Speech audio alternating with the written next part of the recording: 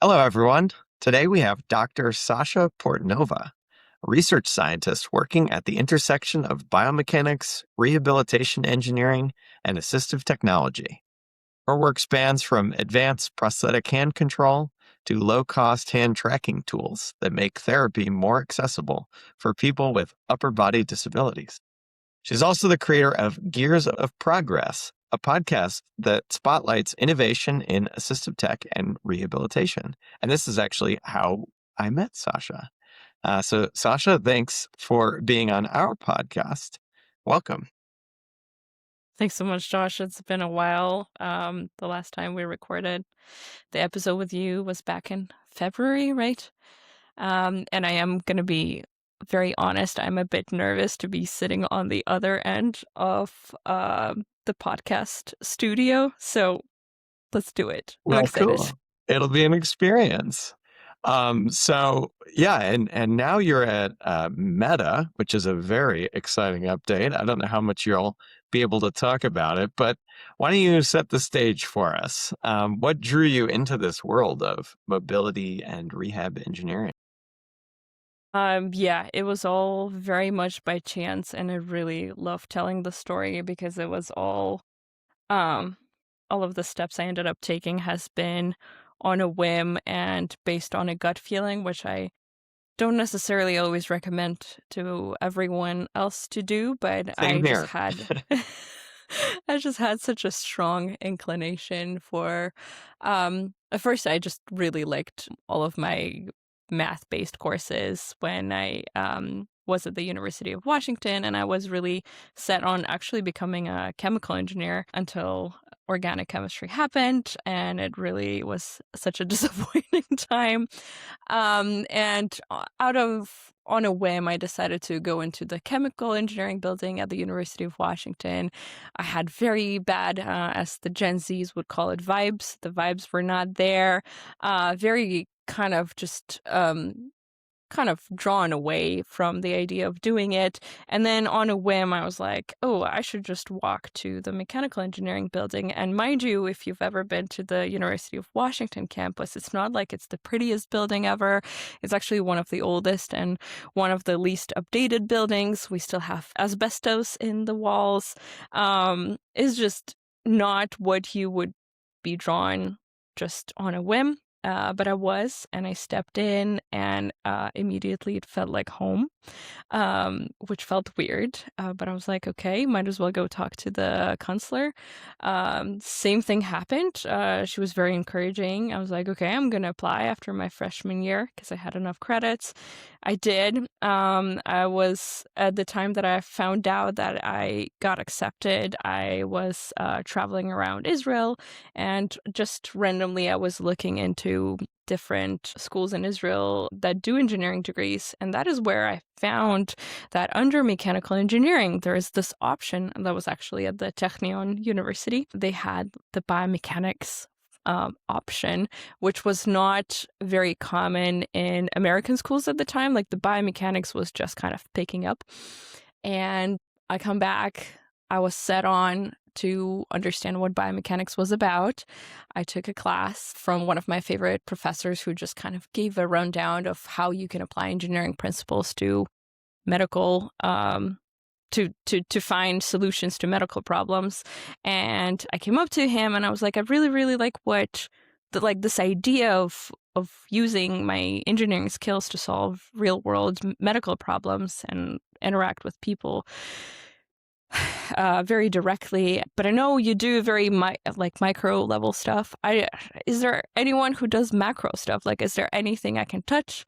And luckily enough, this was actually the year that Dr. Kat Steele joined our department, and I ended up going to her, and then just kind of like everything just ended up falling into places. Very perfectly, I was the very first undergrad of Dr. Steele, which was a very incredible experience. And everything was so great that I realized how much I love using my engineering knowledge to do things for people and interact with people. And it's just, yeah. And as always, everything, like even until now, like things are still kind of following that path of, well, I'm just following my gut and going by the instincts, and things are getting me into really wonderful places and meeting wonderful people. Sorry, that was a very long-winded answer. I love it. Our academic trajectories have a lot of similarities in terms of serendipity being a driving factor. So that's great for all the young people listening, thinking about their own career choices. You now have two examples of people who have found their happy place through serendipity. um, Absolutely. it's it's really neat that you mentioned Israel. Actually, the episode we recorded right before this one was with Patrick Tarnowski from One Step. And this is a really cool biomechanics software sensor company that was founded in Israel. So Interesting. many paths leading to Israel for us right now. Interesting. Yeah. So you've got to tell me about Meta. How is the transition from the academic research world to the large corporate side going? One word to describe it is wild. It's a roller coaster. Things are not the same. Even though, there's quite a lot of people who have PhDs and who have completed academic journeys, things are very different. The scales are different, and the weight on your shoulders feels like it's a bit heavier now. Not that it's anyone else placing that on you, but it's rather just understanding the scalability of things and the size of things, where our projects used to be like in now that I think even our largest user studies would be nothing in comparison to like the amount of people that technology that you design and Meta touches. So it's for me, it's that has been probably the most difficult to That's comprehend, exciting, though. but I'm getting there. About problems at a whole nother scale. So you have to tell us in this new role, will you continue the great work with Gears of Progress? And I'm curious because, finding storytellers is a rare treat for me in this field. That seems like an important line of work for you. Absolutely. Yeah, that was kind of the decision I had to wrestle with quite a lot, and that's where I had to let go for a moment just because of how things are moving. Again, this is the difference between, your academic Hmm. work versus big corporate work. The pace is very different, significantly different, and finding time in there has been difficult. And I feel like sometimes navigating what are the appropriate ways while you are still kind of representing a bigger corporation is is difficult. So unfortunately, at the moment, I decided to kind of, I don't know if discontinue my work with this is the right word, because I feel like maybe someday I'll return. I've been On the shelf. considering. Yes, putting it on the shelf. I've been considering finding other people who might be interested, particularly students. I know that the ladies from the Biomechanics on Our Mind, who have actually been the inspiration behind me starting Gears of Progress, have been really successful at drawing students into leading podcast episodes. And that has been kind of my next step, is to try to find someone who is just as equally passionate about science communication and bringing the word about the importance of assistive technology and the research that happens in that field, um, to kind of take over the podcast. I'd be happy to take their hold their hands throughout the experience. But I've always been like the one-man show for Years of Progress, so I just know how much extra work it is, and I unfortunately do not have the time at the moment. Hmm. Yeah. Well, good luck with all that soul searching. You're building community. We'll see what happens. I'm curious, do you know the Biomechanics in the Wild group? That's another one that I think does an Actually, okay. take on storytelling. I didn't know that yet, but I don't thanks. look it I'll up. put Yeah, it it's on more my of a list. blog format. Okay. But yeah, I like trying to create some connective tissue between all of these different mediums. Um, and yeah. Noted. Okay. Thank you. Well, I wanted to take a little bit of a step back with your intro. Could you Mhm. get into a little bit more detail on some of the technical and research uh, things you did while at University of Washington? Okay. Yeah, that was so soul defining and path defining for me because I think it really shaped the next almost 10 years of my life. Um I feel like when you enter the world of biomechanics, you kind of start um deciding between the two camps, and I know it's not always as like, two-sided, but for the most part I still feel like it is. It's either the lower limb or the upper limb. And I felt like I had to make the decision early. And I think I was really lucky to be given a project. Actually, the only project that Dr. Steele was doing in the upper limb. Everything she has done following that has been mostly like with me in the upper limb, which is really funny. But that just kind of like gives you to show that, people tend to pick their areas and stick to it. And I think that stems from how different the two limbic systems are, and the problems that you face with them and the solutions that you create. So the very first project was just so perfect for an undergrad and so engaging and exciting, and um, made me think that academic research is all unicorns and butterflies and rainbows and all of that.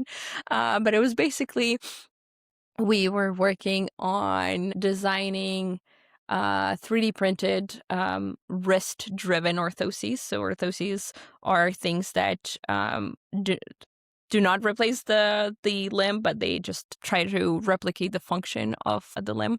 So the upper limb orthosis specifically for people with spinal cord injury.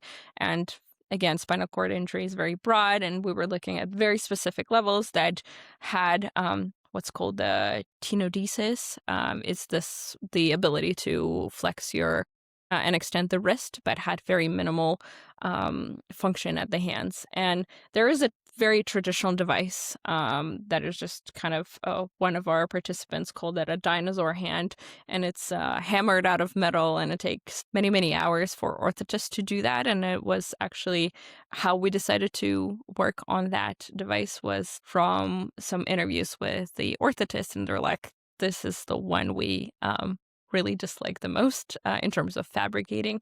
And that was 2014 probably.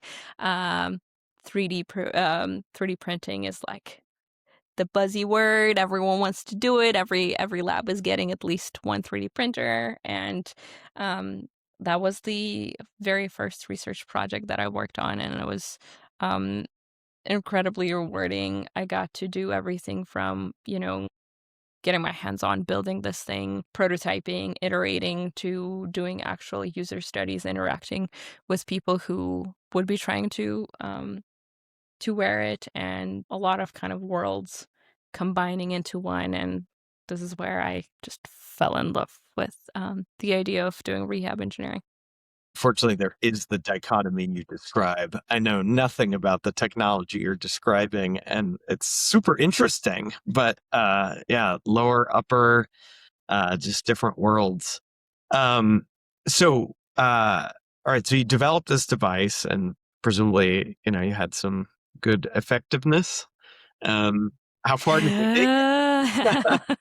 That is arguable. I think the whole idea was to try to make it easy to fabricate, which 3D printing allows you to do, make it customizable, because most of the time the way you buy those sheets of metal is just like one size fits all type of thing, and then the orthotist hammers them to the person's hand. And then the idea of open source, I've had people from all over the world message me like, hey, I have the patient in country A who is really interested in this, or like we don't have access to these kind of things in metal, like can you give me access to the STL files? And yes, unfortunately, like, I don't know how much, especially when it comes to people who have been with spinal cord injury, have been living with it for 10, 20 years, how much efficacy you can have in terms of improving hand function, where they just learned to use their limbs the way they're using it, and here you're slapping some other device onto them and telling them to use it. It's a bit, it's a lot of friction to overcome. But yeah, Friction, like literally friction in the device? well, maybe that too, because it's a fully mechanical system. But no, the friction with the end user when you introduce something very late, and that is a very big challenge rate of anyone in our field. The earlier the device is introduced, the more chance of success of adoption. Have you uploaded the designs to any of these open source platforms? Yeah, yeah. I'm trying to remember. It's it's been a while. It's such a it's probably Thingiverse. Okay. I'm Yeah. familiar with one that's like accessibility tech focused called Tikkun Olam Makers. Yeah, I did that thing as a grad student at Northwestern. I participated in one of the hackathons. That was great. Ah, Yeah. cool. Um, okay. So it sounds like someone should pick this project up and continue it. There's more to be For done. sure. Yes, I Cool. actually know someone in University of California, Berkeley, motorized the whole system because it was fully, body powered, and then they motorized it. And I, by accident, ran into them at the IEEE EMBC conference, and I was like, "Wow, there's another person doing WDO, which is the wrist orthosis." Okay. Ah, Yeah, cool. I mean, this is the beauty of open source approaches, right? absolutely. Yeah. Hmm. Okay, so you developed this hand device first as a undergrad and then as a master's student, or As an undergrad, and then I went to grad school to Northwestern, and I did something completely different. Still in the upper limb, but completely different. Yeah. okay. So tell us about that. What came next? Yeah. So I came to Northwestern, um, excited to continue my upper limb exploration. I joined the lab of Dr. Musivaldi, who had never done anything prosthetics or orthotics related, for that say. I I don't know if I should say convinced him, because he didn't take that much convincing, but I was just like, how about we do my electric prosthetic control? Because so my electric prosthetic control, for folks who don't know, it's the way to control prosthesis. Mostly has been used in upper limb via EMG signals from the muscles, and that's been kind of the state of the art in upper limb prosthetic control, which is really funny because I think one of the most common upper limb prosthetic devices is actually a body powered prosthetic hook. And this is just to kind of show you that there's so much room for improvement when it comes to upper limb prosthetics, and I wanted the challenge. And I think, yeah, this is what I did. And my project was specifically focusing on the controller part. So not really trying to, design a new prosthetic hand. That would be moved by the muscle signals, but utilize. We were jumping on the machine learning train Hmm. too. It Before AI was was a buzzword. before AI was the buzzword. It was the ML that was the buzzword. We were all on it. It was a really wonderful experience. Things like new things were popping up every year, and you felt like you were 10 years behind, every single time you opened up a new paper. Then this idea that we were trying to explore was based on, um, well, autoencoders is the fancy word to say to how do you compress very large dimensional data into something that's significantly smaller. So the thing with hands, as we know, they're very highly dimensional. There's a lot of degrees of freedom in a single hand, and that is actually one of the reasons why upper limb myoelectric control is so difficult. You just don't have enough muscles to control every single degree of freedom. And this is why most of the things on the market just kind of oversimplify the controller process, right? So you either have, there's anything from the simple kind of on-off controller where you contract a muscle to close the hand, and then you um, relax the muscle and then opens it.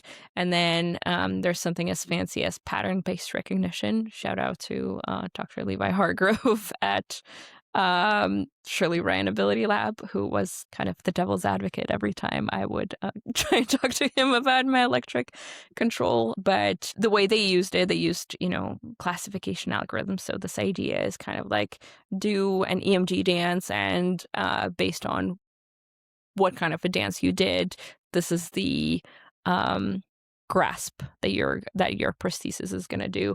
We were kind of abandoning all of that and thinking in terms of operating on a very low dimensional scale, say 2D, and where the idea is basically as you're thinking to move a 2D cursor in space with your muscles, and you don't need that many muscles to do that very simple task, that reprojects to a whole dimension that the hand can have with very different grasping patterns and gestures. I know that sounds mind-blowing, but it was not as mind-blowing. But that was kind of the idea that we had.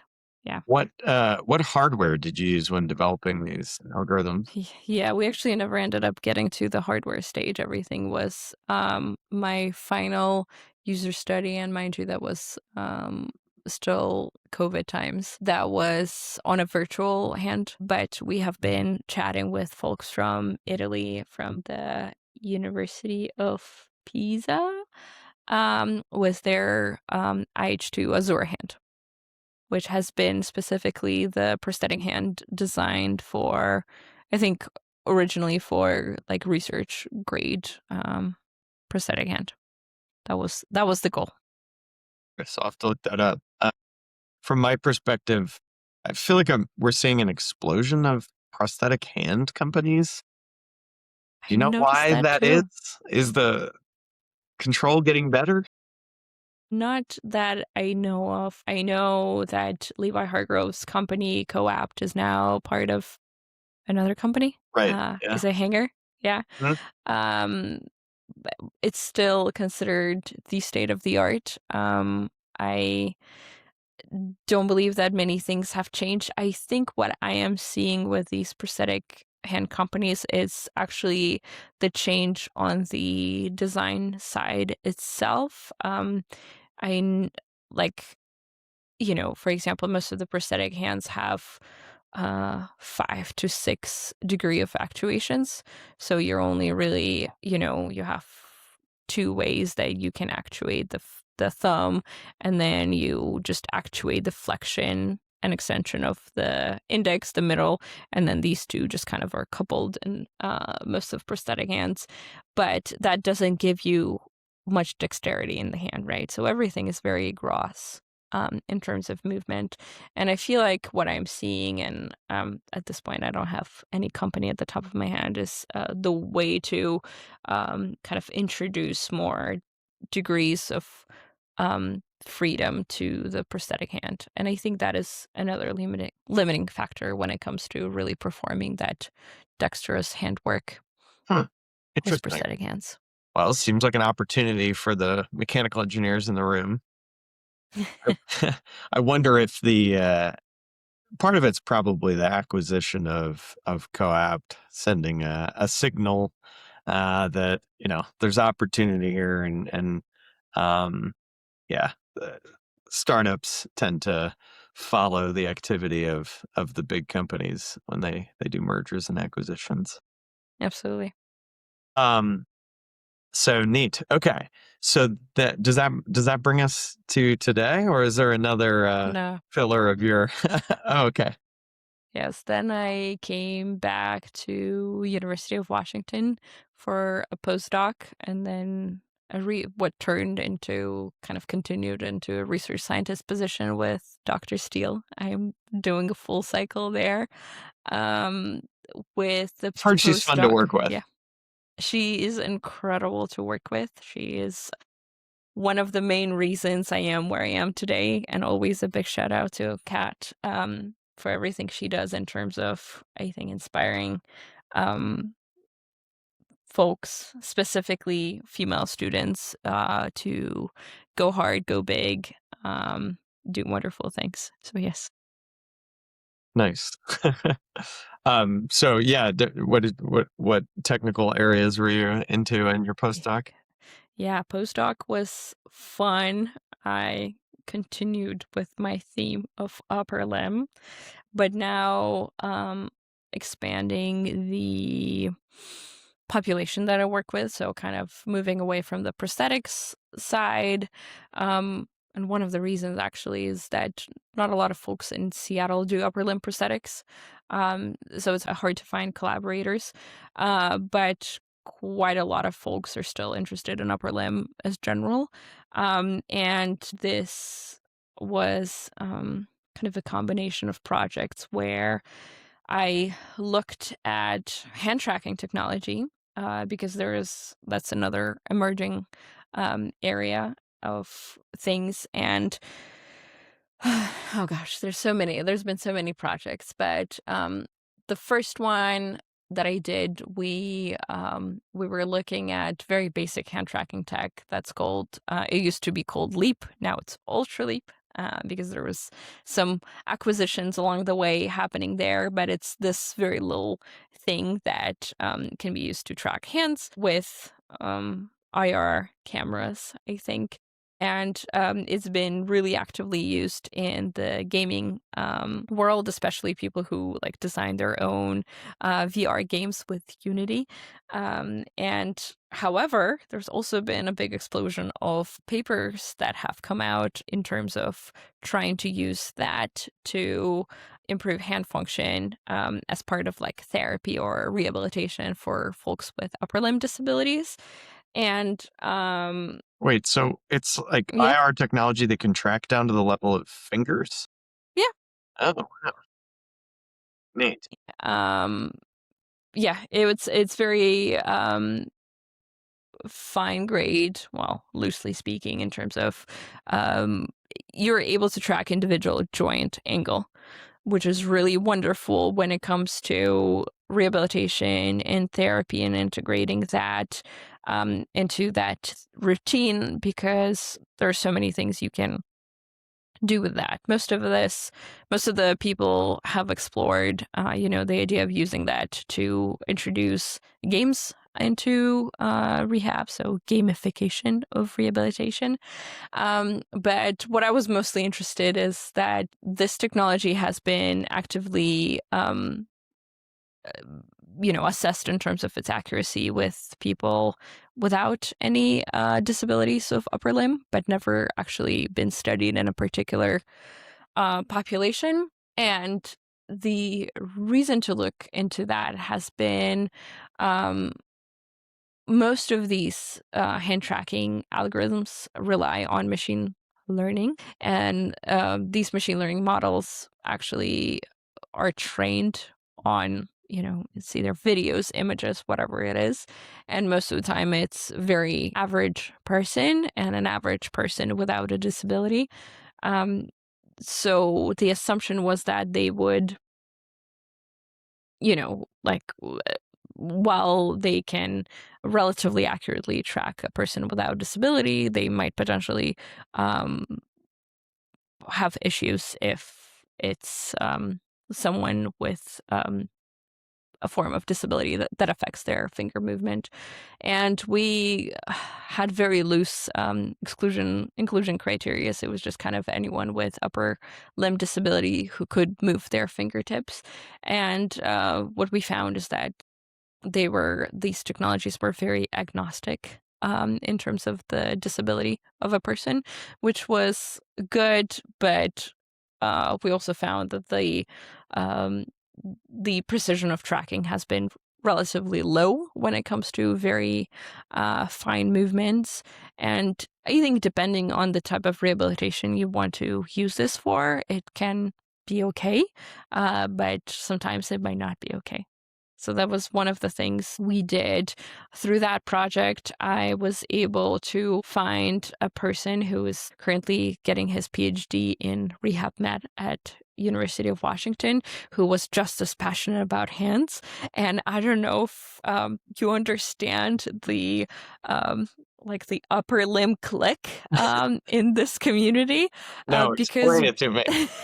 well, like I felt it from the time, I attended my very first ASB conference, American Society of Biomechanics, where I'm like, wait, no one does upper limb? Oh, like you. Okay, you. I want to talk to you, So you realize how small the kind of your population is in comparison to the lower limb folks when it comes to, these biomechanics societies.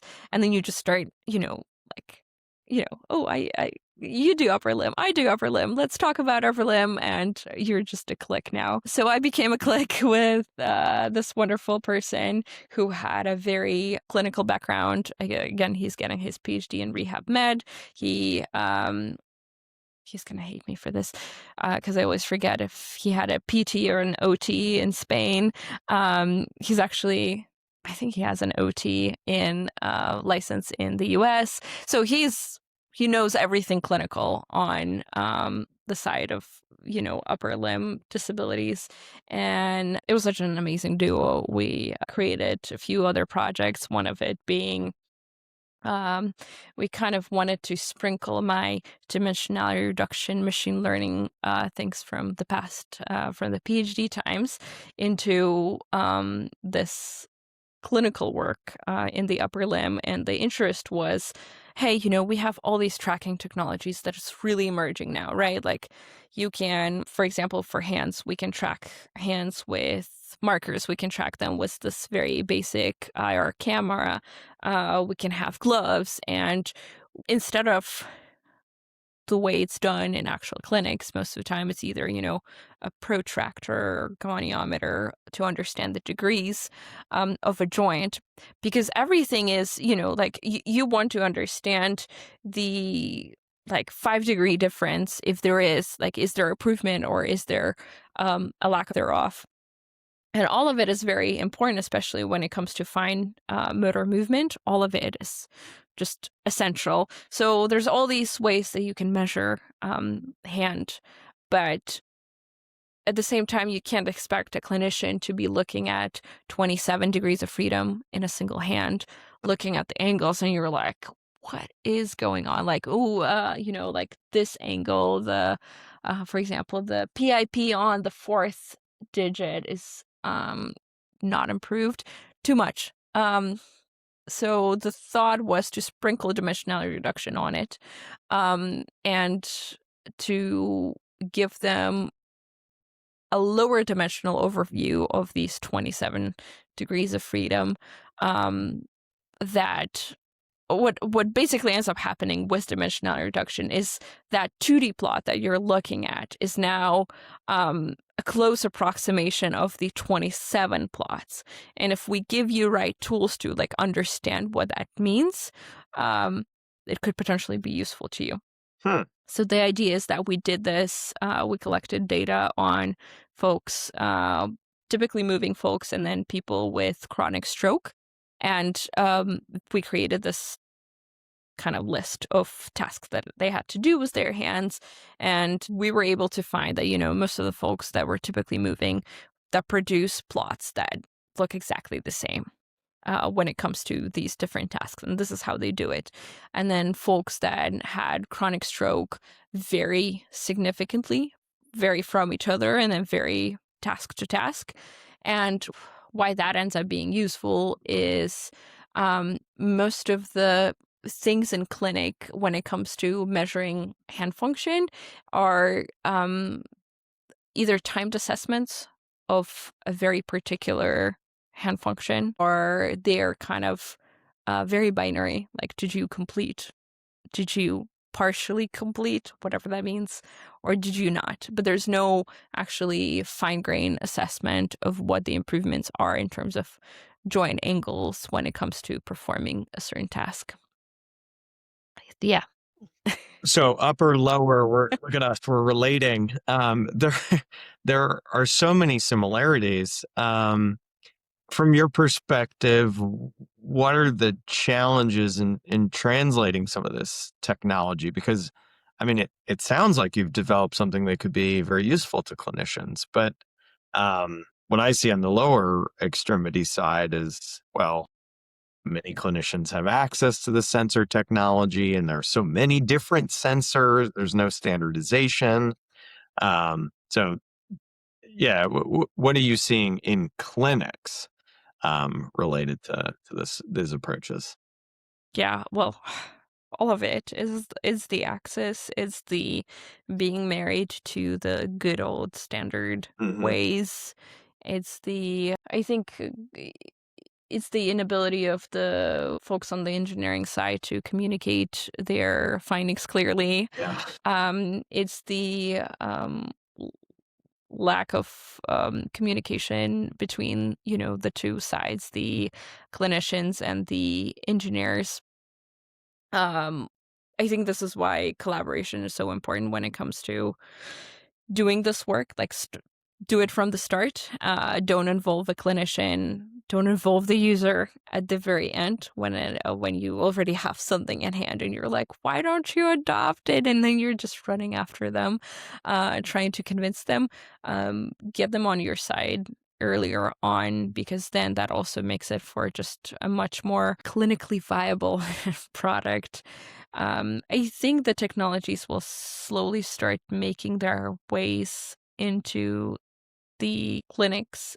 I really hope, just because I think they're really decreasing the prices on these technologies. Like, before getting a gate lab, you had to be part of a very big institution that has, a few million of dollars to put into this, because all of this is very expensive. But now a lot of, like, let's call it over the counter tech, can do uh, not the same level of precision, but something, close to it. Um, yeah, I really hope the affordability of it will help. When I think of Dr. Kat Steele and her research, I associate it with rigorous human-centered design approaches, which is like something, it's a whole discipline within engineering and design.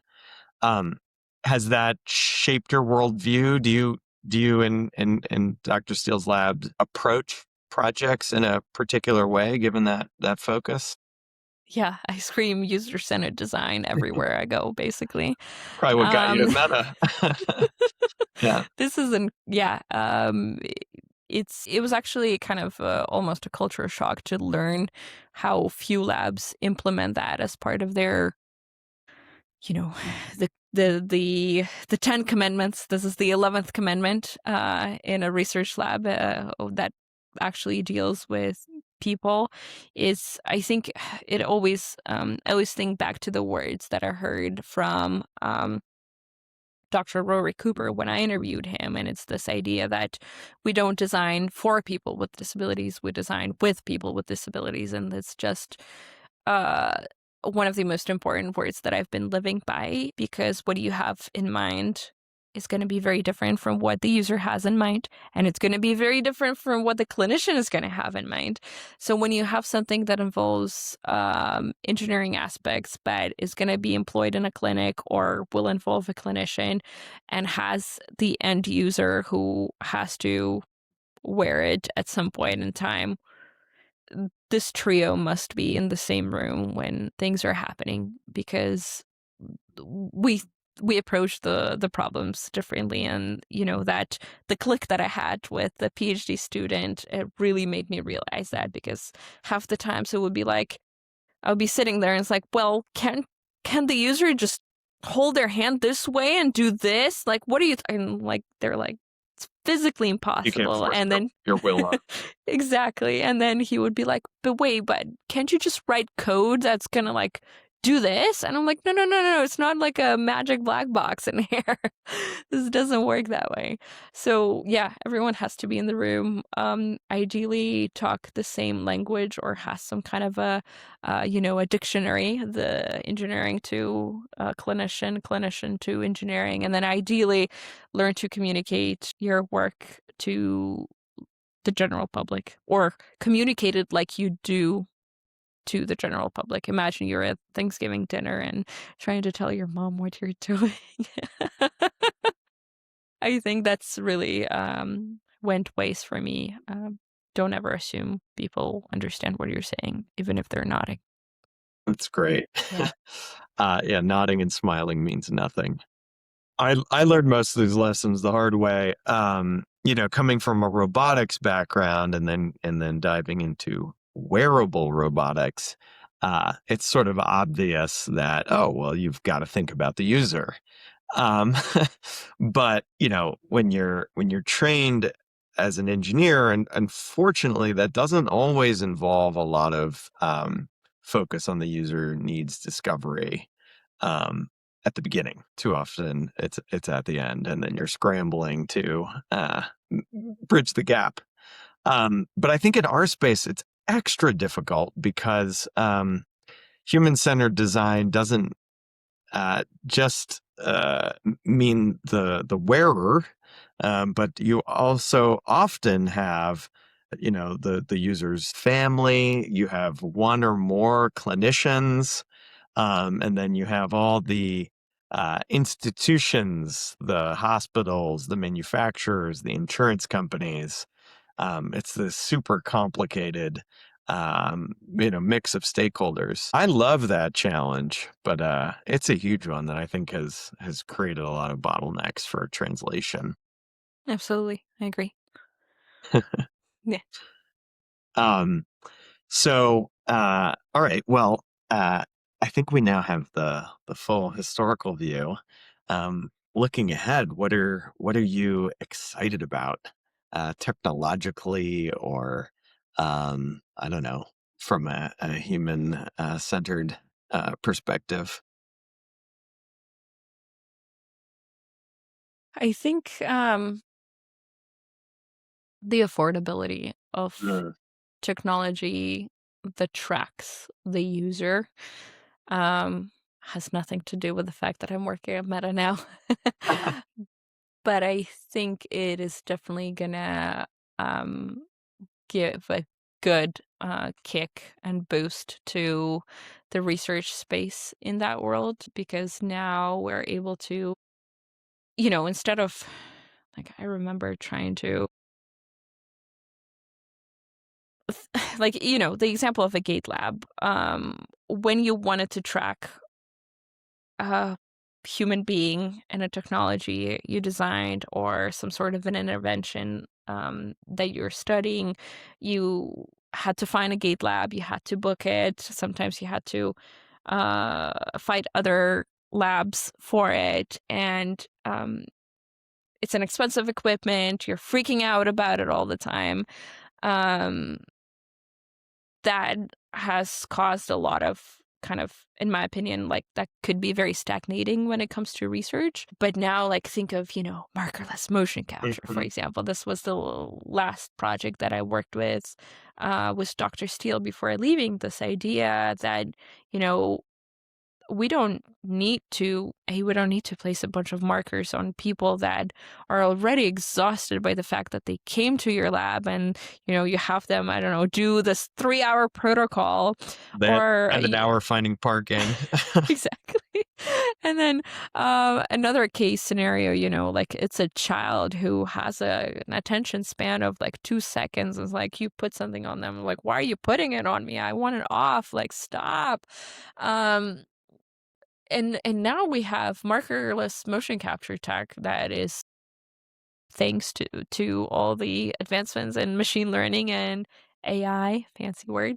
Um, Now I can track people, in the lab. I can do it at home. I mean, yes, it's limiting at the moment, but I think it's really kind of like pushing the ways.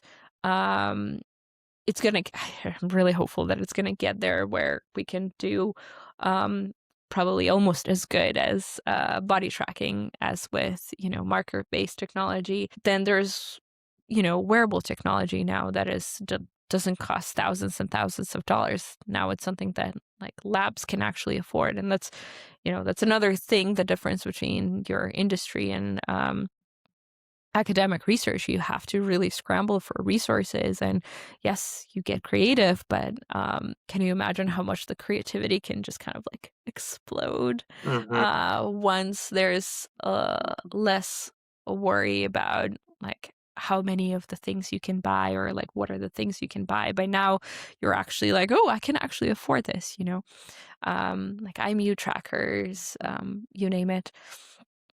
Yeah, really excited about the abundance of ways we can track a human being, and actually show progress and improvement. Because I think that's another, you had this question of like, we have a bunch of stakeholders, and like, for example, we have the clinicians, and then we have the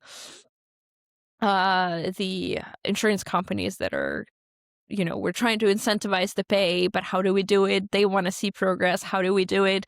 How do we, like, we can even go a step higher and talk about like legislative, like changes in the legislature about what things can be provided, like, for example, when it comes to kids with movement disorders, like the first mobility aid they can get is at the age 5. Like, imagine how many things happen in a child between 0 and 5. Um, so just kind of like it trickles down, well, to the top at this point, what I'm talking about. But to convince, to go up the chain, you need ways to prove that your technology works, and do it in a way that is scalable. Because the way to convince all of this people at the top, you need to have larger studies, right? And if you don't, like, because you're limited in funding and the resources that you have, it's just, yeah, it's wild. So I really hope that. Yeah, this is why innovation and change takes generations. Um, I like this answer, and we talk about similar things in Humotech all the time because our focus is on providing a platform for wearable assistance so that our customers don't need to do the work themselves, starting from scratch. Um, our technology is not exactly low cost, but it's lower cost than hiring a team to develop an exoskeleton, right? And you can get started so much faster. So coming from one of the big institutions that develops technologies like this, um, is, kind of looking in the rear view, realized how, I don't know, I guess lucky is the term, like how rare that experience is, to go through one of those universities. And that's such a bottleneck for innovation because these problems that we're addressing are really hard. We need like 10 times, 100 times more bright minds tackling the problem. So anything technology can do to democratize innovation and just get more people involved in innovation. Um, I think is essential. Um, Absolutely. yeah, you also got me thinking about how innovation often happens in these like uh, ivory tower silo type of scenarios, which is a bottleneck, but also going to produce innovations which then need to be recontextualized, right? So you develop something in a fancy gate lab, and now you need to figure out how to make it work in a normal clinical environment. What if we could have more innovation happening in the clinic? Wouldn't that be special? Imagine collecting all the data in the clinic. Yeah, absolutely. I mean, all this AI ML potential relies on having a huge amount of data. You've touched on this. Mhm. This is a challenge in any sort of disability focused problem because you just have whatever you're talking about maybe 1% of the population. So you have 1/100th of the amount of data that you might have for a more general purpose solution. Uh, Yeah, and I think on top of that, you also like when you end up recruiting, most of our studies are what, and 5 and 10 people. Like when I see those and 100 studies, I'm like, whoa, what'd you have to do?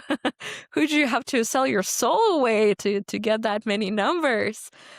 We once ran a study at UW and we got 35 subjects. And I thought that was like, whoa, whoa. Yeah, we were on a roll.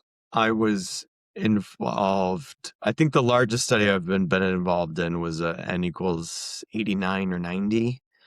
And yeah, just like huge number, which sometimes I take for granted because I was not part of that recruitment. It's a 3-site study, and you forget, unless you're directly involved in it, you can easily forget the huge amount of effort required to get that number of people to show up and go through the process. Back in my grad school days, I think the largest study I ran myself was 10 or so, and that was a huge amount of work. Right. Um, so yeah, I think this is one of the big hidden costs of innovation in our sector. I don't I don't know what we do about it, but build maybe more appreciation for the challenge. All right. Well, we're getting to the end. Thank you so much. This has been an interesting, fascinating, I should say, meandering conversation. I'm going to try to bring to a close here. So, yeah, as you look back on your career through the sort of research world and you're entering into the tech world, um, on the the more corporate side. I guess I wonder if you have any lessons learned that you can share. Or maybe it's too early um, in developing technology that can really scale beyond the research lab. Like you're now working with a company that offers technology that is ubiquitous. It's everywhere. It's in everybody's pockets. Um, I don't know. Any nuggets of insight yet? I think that's a tough one. Uh, it's probably not necessarily to the research folks in academia to say probably people up in the government more because I feel like again when we talk about bottlenecks and I love that you use the word bottleneck because in dimensional reduction we also say bottleneck is that lower dimensional space. But anyways, it's the bottleneck of things is the funding rate. How many like what kind of equipment you can get, how many people you can actually recruit for your study to really get a good grasp of the population because, again, when we talk about people with disabilities, same diagnose doesn't mean same presentation. Right. They're gonna behave very differently.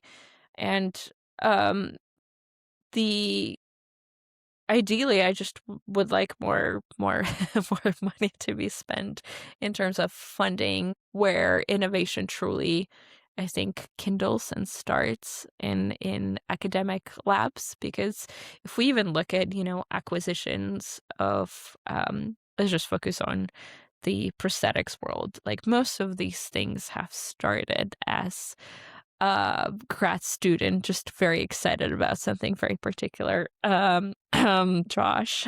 They know they're going to spend the next Uh, 20 years grinding away.